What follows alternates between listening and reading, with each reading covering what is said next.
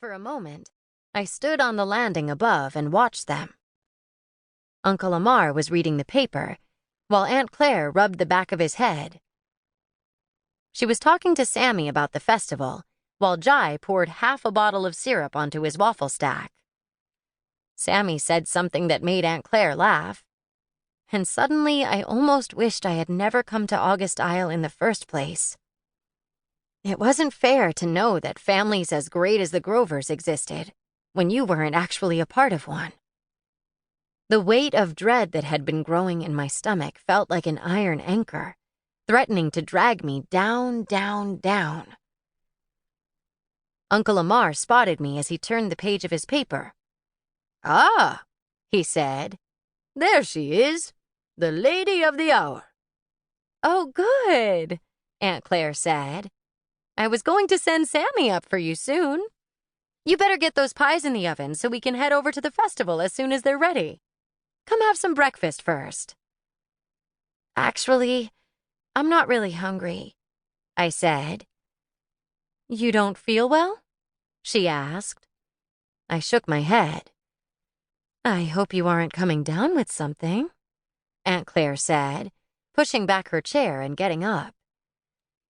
As I shuffled down the rest of the stairs, she reached out to feel my forehead.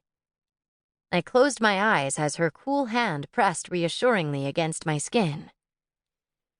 "No fever," she said.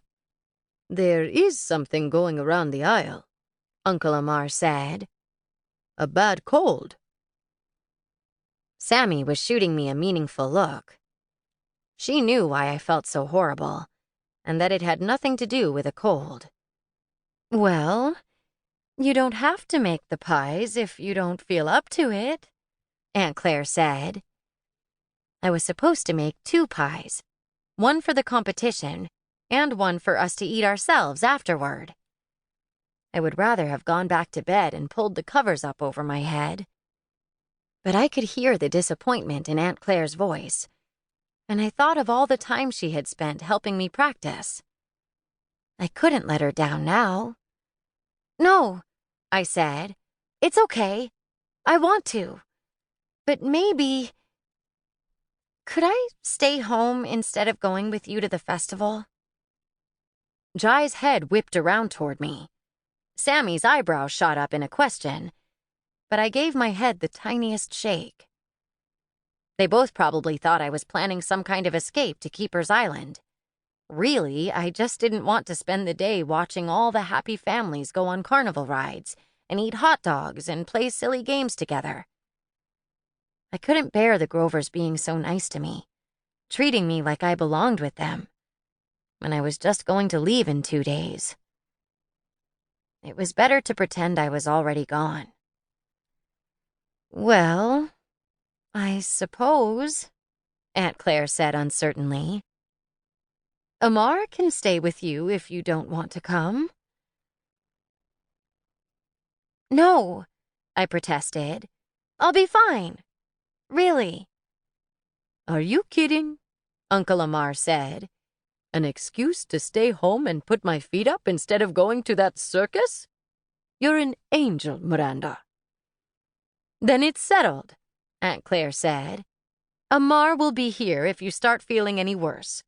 Sammy and I will take your pie and enter it for you. Won't we, Sammy?" I set to work on my pies, rolling out the thoroughly chilled crusts and making the lemon curds. It was actually a relief how quiet my head got while I worked. Almost peaceful.